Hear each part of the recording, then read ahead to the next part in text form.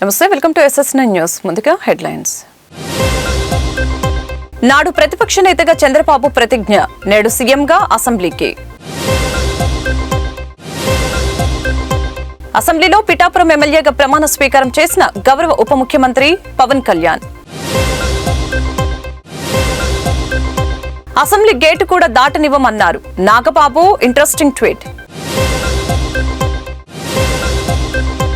సూర్యప్రతాపం, ఆఫ్ఘనిస్తాన్పై భారత్ ఘన విజయం. అసెంబ్లీ సమావేశాల కోసం ఏపీ ముఖ్యమంత్రి నారా చంద్రబాబు నాయుడు అసెంబ్లీకి వచ్చారు. ఈసారి ఆయన రాకకు ఎంతో ప్రాధాన్యం ఏర్పడింది. 2.5 ఏళ్ల క్రితం ఆయన భార్య భువనేశ్వరిని నిండు అసెంబ్లీలో అవమానించడాన్ని జీర్ణించుకోలేకపోయిన చంద్రబాబు తీవ్ర మనస్తాపంతో అసెంబ్లీని వీడారు. అలాంటి కౌరవ సభలో తానుండలేనని, మళ్లీ ముఖ్యమంత్రిగానే సభలో అడుగు పెడతానని 19 నవంబర్ 2021న ప్రతినబూనారు. అన్నట్లుగానే ఇటీవల ఎన్నికల్లో అపూర్వ విజయం సాధించి మళ్లీ అసెంబ్లీలో అడుగుపెట్టి తన భీష్మ ప్రతిజ్ఞను నెరవేర్చుకున్నారు. నారా చంద్రబాబు నాయుడు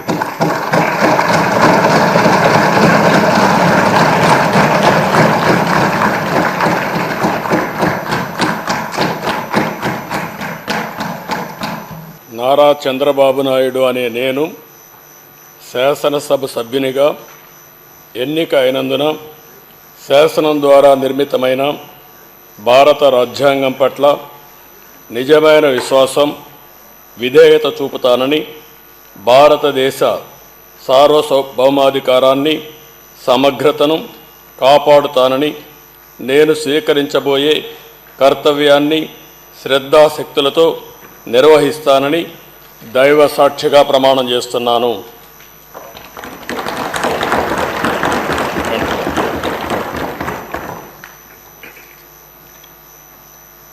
ఆంధ్రప్రదేశ్ శాసనసభ సభ్యుడైన నారా చంద్రబాబు నాయుడు అనే నేను సభ నియమాలకు కట్టుబడి ఉంటానని, వాటిని అనుసరిస్తానని, సభా మర్యాదలను పాటిస్తానని, సాంప్రదాయాలను గౌరవిస్తానని దైవ సాక్షిగా ప్రమాణం చేస్తున్నాను.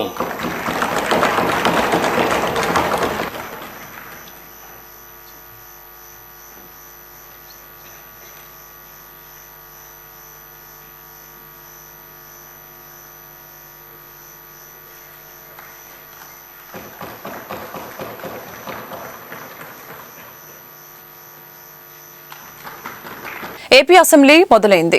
ఈ ఉదయం సరిగ్గా 9:45 కొత్తగా ఎన్నికైన సభ్యుల ప్రమాణ స్వీకార కార్యక్రమం ఆరంభమైంది. పార్టీ పెట్టిన 10 సంవత్సరాల తర్వాత అసెంబ్లీలో అడుగుపెట్టారు పవన్. మొన్నటి ఎన్నికల్లో జనసేన ప్రభంజనం కనిపించింది.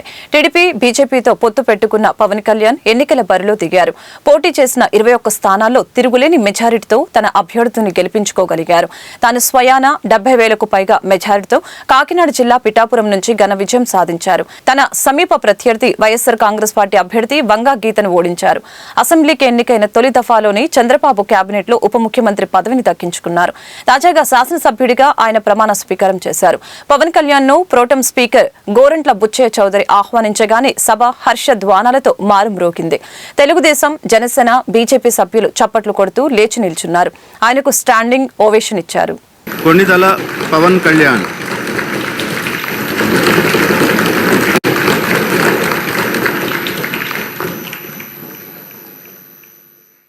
కొణిదెల పవన్ కళ్యాణ్ అనే నేను శాసనసభ సభ్యుడిగా ఎన్నికైనందున శాసనం ద్వారా నిర్మితమైన భారత రాజ్యాంగం పట్ల నిజమైన విశ్వాసం, విధేయత చూపుతానని, భారతదేశ సార్వభౌమాధికారాన్ని, సమగ్రతను కాపాడుతానని, నేను స్వీకరించబోయే కర్తవ్యాన్ని శ్రద్ధాశక్తులతో నిర్వహిస్తానని దైవ సాక్షిగా ప్రమాణం చేస్తాను.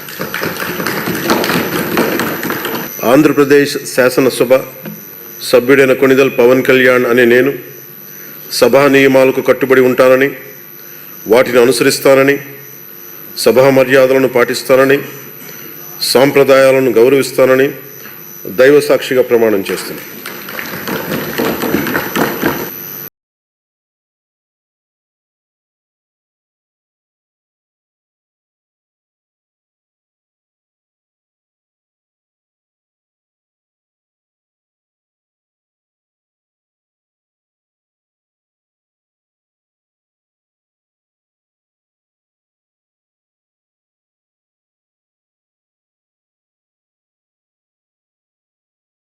జనసేన అధినేత పవన్ కళ్యాణ్ ఉద్దేశించి ఆ పార్టీ నేత నాగబాబు చేసిన ట్వీట్ ఒకటి ఇప్పుడు సోషల్ మీడియాలో వైరల్ అవుతోంది.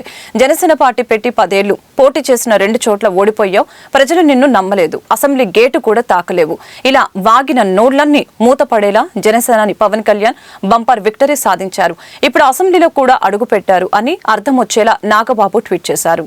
చైనా అభ్యంతరాలను బేఖతారు చేస్తూ ప్రధాని నరేంద్ర మోదీ దలైలామాతో సమావేశమైన అమెరికా చట్టసభ సభ్యుల బృందంతో గురువారం భేటీ అయ్యారు. 3వ ప్రధానిగా ఎన్నికైన మోదీకి అమెరికా చట్టసభ సభ్యులు ఈ సందర్భంగా శుభాకాంక్షలు తెలిపారు.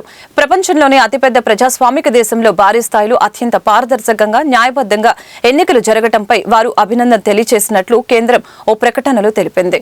ఇరు దేశాల మధ్య సంబంధం అత్యంత ప్రభావశీలమైనదని అమెరికా చట్టసభ సభ్యులు వ్యాఖ్యానించారు. వ్యూహాత్మక ప్రపంచ స్థాయి భాగస్వామ్యం మరింత బలపడాలని ఆకాంక్షించారు.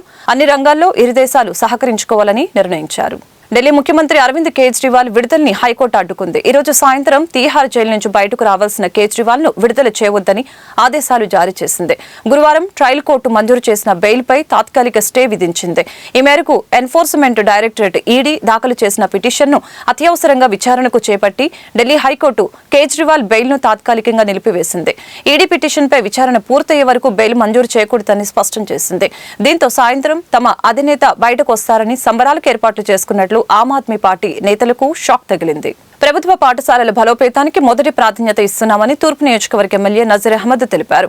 గురువారం పాఠశాలల పునఃప్రారంభ సందర్భంగా ప్రభుత్వం అందించే పాఠ్య పుస్తకాల పంపిణీ కార్యక్రమంలో ఆయన పాల్గొన్నారు. ఈ సందర్భంగా నజీర్ ప్రసంగిస్తూ తెలుగుదేశం ప్రభుత్వం రాష్ట్రంలోని ప్రతి పేదవాడికి విద్యను దగ్గరగా చేసి భవిష్యత్తులో మంచి ఉద్యోగ ఉపాధి అవకాశాలు కల్పిస్తుందని తెలిపారు.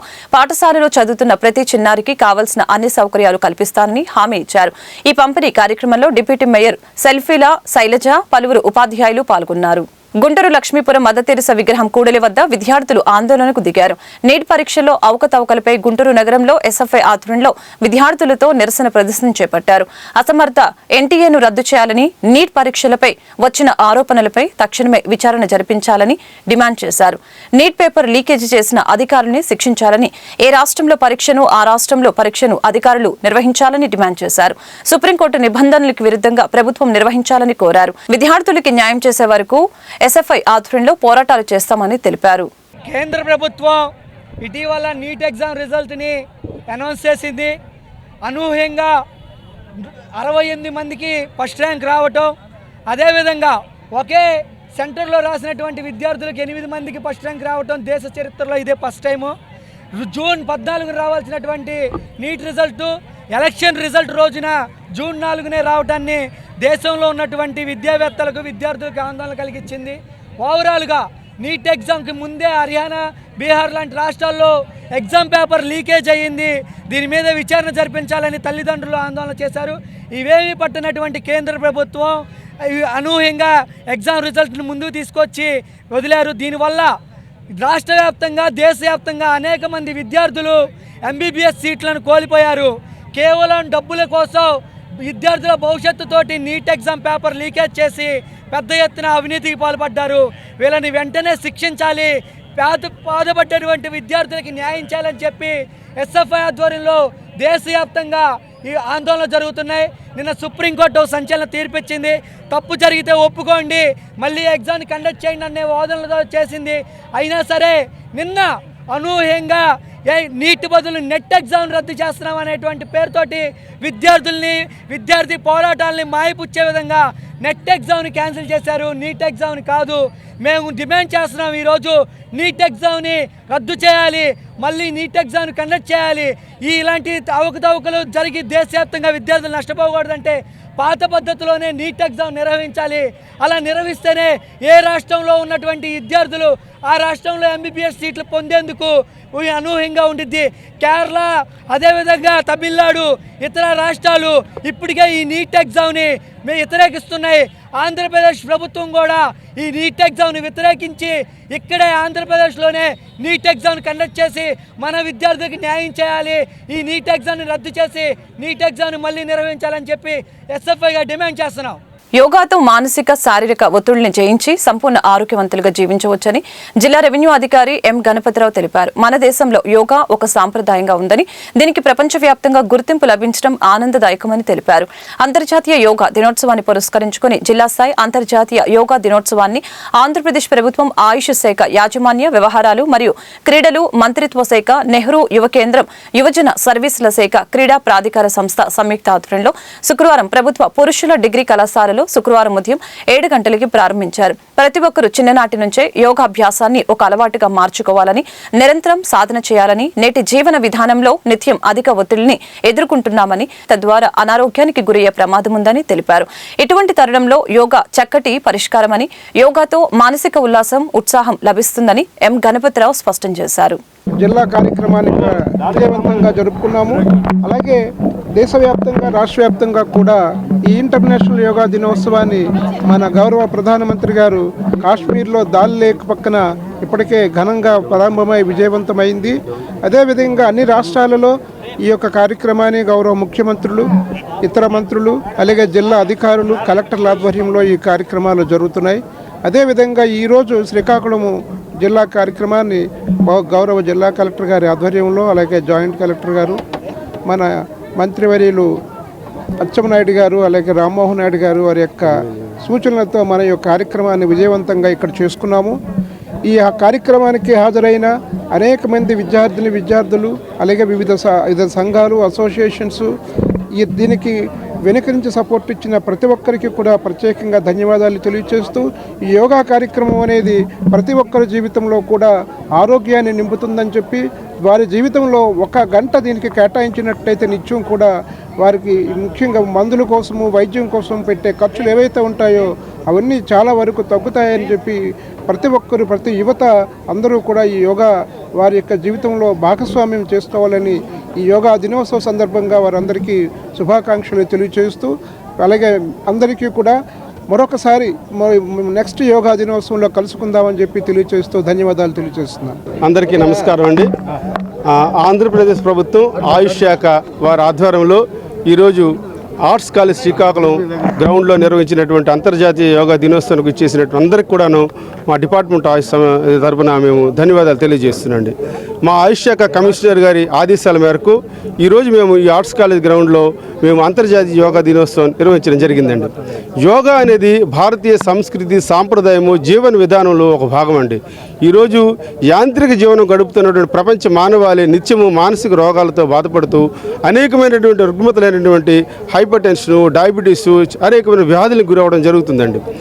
మనిషి తన జీవన విధానము, జీవన శైలి దాన్ని మార్చుకోగలడానికి ప్రధానమైనటువంటి కారణంలో ఉన్నటువంటి టెన్షన్, ఒత్తిడిని తగ్గించుకోవాలంటే భారతీయ సంస్కృతిలో భాగమైనటువంటి, భారతీయ జీవన విధానంలో భాగమైనటువంటి, ఆయుర్వేదంలో కూడా ఒక భాగమైనటువంటి యోగాని అందరూ పాటించడం, యోగాని ప్రాక్టీస్ చేయడం నిత్య జీవితంలో ఒక భాగంగా చేసినట్లయితే హైపర్ టెన్షన్ని, బీపీని అందరూ కూడాను తగ్గించుకోవడం జరుగుతుందండి. కృష్ణా జిల్లా అవనిగడ్డ జనసేన పార్టీలో లింగారెడ్డిపాలెం PACS మాజీ చైర్మన్లు చేరారు. కోడూరు మండల పరిధిలోని మందపాకల గ్రామానికి చెందిన వైఎస్ఆర్ కాంగ్రెస్ పార్టీ నాయకులు లింగారెడ్డిపాలెం PACS మాజీ చైర్మన్ కడవకొల్లు శ్రీనివాసరావు వారి అనుచరులు జనసేనలో చేరారు. మందపాకల గ్రామం నుంచి భారీ ర్యాలీతో అవనిగడ్డ చేరుకొని అవనిగడ్డ నియోజకవర్గం ఎమ్మెల్యే మండలి బుద్ధప్రసాద్, యువ నాయకులు మండలి వెంకట్రాం, అశ్విన్ సమక్షంలో గురువారం జనసేన పార్టీలో చేరారు. T20 వరల్డ్ కప్ లో భాగంగా బార్బోడోస్లోని కెన్సింగ్టన్ ఓవల్ వేదికగా భారత్, ఆఫ్ఘనిస్తాన్ మధ్య జరిగిన సూపర్ 8 మ్యాచ్లో టీమిండియా ఘన విజయం సాధించింది. రోహిత్ సేన నిర్దేశించిన 182 పరుగుల భారీ లక్ష్యాన్ని ఛేదించే క్రమంలో ఆఫ్ఘనిస్తాన్ 134 పరుగులకే కుప్పకూలింది. దీంతో భారత జట్టు 47 పరుగుల తేడాతో ఘన విజయం సాధించింది. టాస్ గెలిచి మొదట బ్యాటింగ్ చేసిన టీమిండియా నిర్ణీత 20 ఓవర్లలో 8 వికెట్లను 181 పరుగులు చేసింది. దీంతో భారత జట్టు 47 పరుగుల తేడాతో ఘన విజయం సాధించింది. వార్తలు ముగించే ముందు హెడ్లైన్స్ మరొకసారి. నాడు ప్రతిపక్ష నేతగా చంద్రబాబు ప్రతిజ్ఞ, నేడు సీఎంగా అసెంబ్లీకి. అసెంబ్లీలో పిఠాపురం ఎమ్మెల్యేగా ప్రమాణ స్వీకారం చేసిన గౌరవ ఉప ముఖ్యమంత్రి పవన్ కళ్యాణ్. అసెంబ్లీ గేటు కూడా దాటనివ్వమన్నారు నాగబాబు, ఇంట్రెస్టింగ్ ట్వీట్. సూర్యప్రతాపం, ఆఫ్ఘనిస్తాన్పై భారత్ ఘన విజయం. ఈ వార్తలు ఇంతటితో సమాప్తం. మరొక బులెటిన్ మళ్ళీ కలుద్దాం. నమస్కారం.